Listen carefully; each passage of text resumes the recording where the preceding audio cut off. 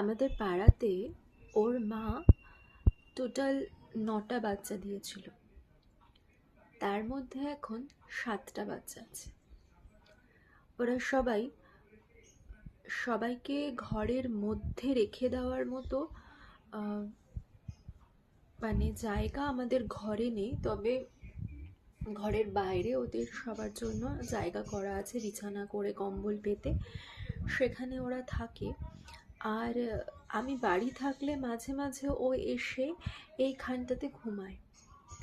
ওকে এখানে যে ধূপ জ্বালিয়ে দেওয়া হয়েছিল, এখানে কম্বল পাতা থাকে, এগুলো ওদেরই কম্বল।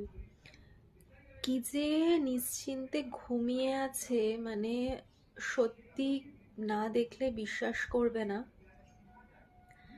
একটা কথাই মনে হচ্ছে বারবার, প্রত্যেকে একটু যত্ন কিন্তু ডিজার্ভ করে, হোক না সে বাচ্চাটা ঘরের নয় বাইরের।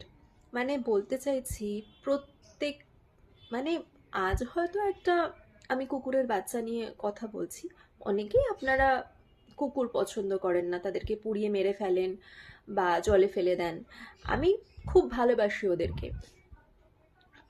মানে আমি আমার যথাসাধ্য চেষ্টা করি ওদেরকে ভালো রাখার। ইনফ্যাক্ট ওদের কষ্ট হলে আমার প্রচণ্ড কষ্ট হয়, মানে আমি ওদের সত্যিই খুব ভালোবাসি। আমি সে প্রসঙ্গে আসছি না। আপনারা যারা প্রত্যেকে আছেন কুকুর বেড়াল গরু ছাগল পছন্দ করেন না, প্রচণ্ড মানবিক মন্দিরে বসে থাকেন সকাল থেকে বিকাল অবধি, তাদের কথা বলছি। একইভাবে মানুষের বাচ্চারাও কিন্তু ইম্পর্ট্যান্ট।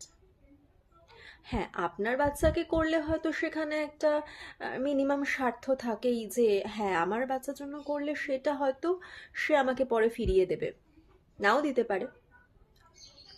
কোথাও তেমন লেখা নেই যে ফিরিয়ে দেবে। তবে হ্যাঁ, কর্ম কিন্তু অবশ্যই ফিরে আসে।